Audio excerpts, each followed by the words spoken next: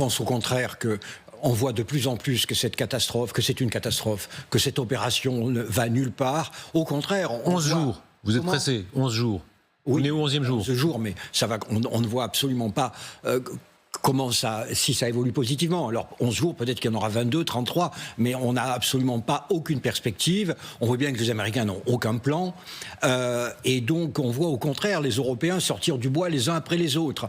C'est-à-dire, au début, il n'y avait que le Premier ministre espagnol, auquel je rends hommage ici, qui, le premier, a dit c'est une opération illégale et absurde. Et on voit maintenant, la France est venue, la Suisse, votre Suisse elle-même en est venue, l'Italie en est venu. Donc on voit au contraire un mouvement où, à part l'Allemagne, la plupart des pays européens admettent ce qu'ils auraient dû admettre il y a un certain temps, c'est une opération qui ne conduit nulle part. Je voudrais aussi souligner que ce à quoi nous assistons, c'est quand même la mort d'une région.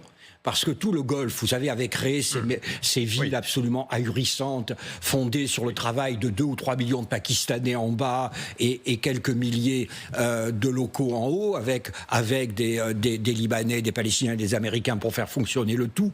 Bien là, ça va être difficile pour relancer toute cette économie. Abu Dhabi, Dubaï, Qatar, Doha, etc. Ça va être difficile de faire revenir les gens dans ces villes.